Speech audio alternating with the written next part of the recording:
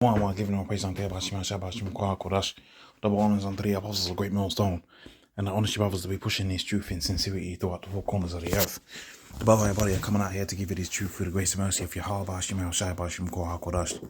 So this is going to be a relatively quick video based on this video that we see here and some of the comments that have been put within this particular video. And pretty much this is dealing with commodity products, which commodities is pretty much stuff that everybody needs. And I was reading through these comments, and one comment that stood out to me was somebody put here that if this particular brand, which is Toyota, obviously you can see from the video, if they're struggling to shift cars, that's pretty much a good indicator as to understand where the market is pretty much. Now we have to understand, because you might not really understand how the market works and how the industry works and how everything is all integrated together.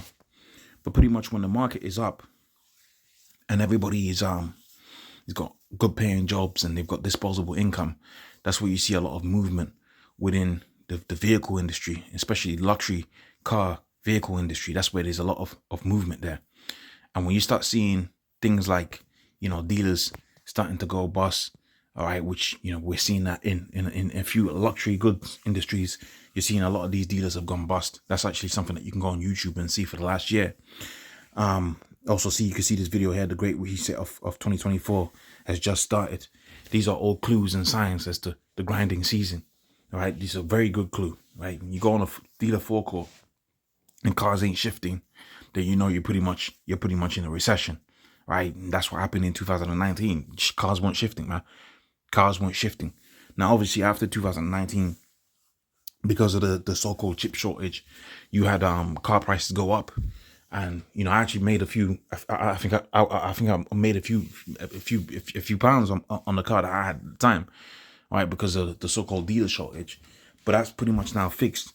So now what you got is a glut in the market. So there's more production than there is consumers, because obviously people don't have money. So when you start seeing these things here, and this is a pretty big deal if you're in the industry, right? If you're in any kind of manufacturing industry, any construction industry, when you start seeing this, that's when okay, right? If cars ain't shifting, then that project that he was gonna do for Mrs. X, Y, and Z, where he was gonna retile the pool or whatever, that project is probably gonna be either you're going to get to do it or you're probably not going to get to do it anymore, because it's a luxury. These are luxury items. And when the market is down, that's when people are looking for a cheap deal, right? They're looking for a used car. They're looking for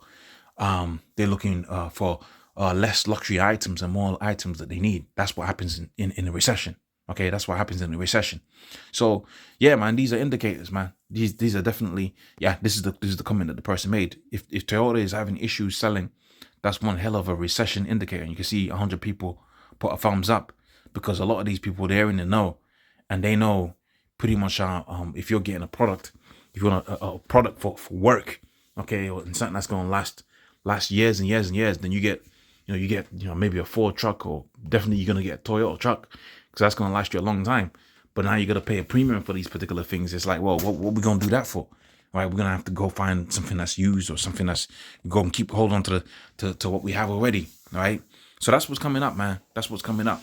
Right, all of these industries are gonna start slowing down, which was always the intention. The intention was always to slow down the industries out there throughout the four corners of the earth, to bring forth their age of their utopia, which their utopia is one in which people don't own anything. Did they not say you shall own nothing and you're supposed to be happy about it? This is what's coming down the pipeline, man. This is what's coming down the pipeline. And you better believe these manufacturers, these big time manufacturers, they're juiced into it too. Right? They know what's coming up, right? Or on the surface of it, they might just seem like innocent business people, but they're already in on a joke, so to speak. The whole EV car thing, that's a whole joke. And they understand that really. It's like, bro, we ain't gonna be making no solid state car batteries and all this, that, and the third. That's just a thing we tell the masses, right?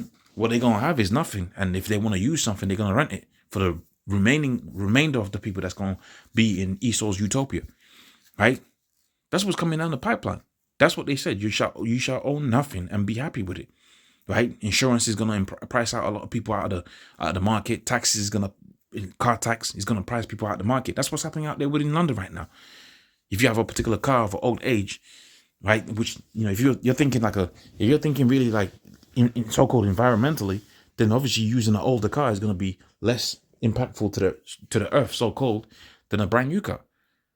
But what they're saying right now is if you have an older car, they're going to tax the hell out of you. You're going to have to pay pretty much every day. So people are going to get priced out of the car market. Now, if you don't have a car, then for a lot of people that's on the lower end of the market, like the lower classes, you can't do Uber, right? If you don't have a cheap car to run, you can't you can't be a tradesman, right? You can't own a little shop and bring stuff back and forth because you can't afford to. How can you run a shop that makes, I don't know, a profit of 20 grand a year? How can you run a shop that makes a profit of 20 grand every year after everything is paid, bills is all paid? How can you run that? And then you buy a car that's an electric car and it's costing you like 50 grand, right? That's not going to be possible.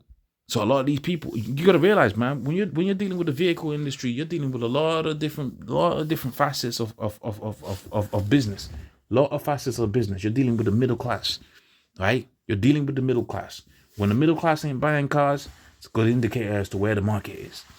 It's a great indicator as to where the market is, man. When the middle class stops, which really it's like a not really a luxury item, but the middle class usually they keep the market afloat because they're the ones that are buying the 30, 40, 50 grand car, okay, or the Toyotas. You're not buying the Lexuses. That's the upper class. You're buying the little Toyota, which is middle class, which some of these cars are overpriced anyway, right? But it's a good indicator as to where we are at right now. We're at the tipping point, so to speak, right? We're at the tipping point. It's done, man. It's done. Okay. I mean, I admit to it. Some of these channels are, they hype up particular things to get views. That's how they make money, right? But I can tell you from my own industry, it's not looking good, bruv. It's not looking good, bruv. Right? The middle class ain't buying, and when the middle class ain't buying, the whole market plummets. Okay, the whole jig is up, man. So hopefully that was a verification. Without myself, praise Auntie Abashi, man. Shabbat Shalom, Kodash, the bonus, and 3 apostles, a great millstone. And honestly, brothers, that be pushing his truth and sincerity. Shalom.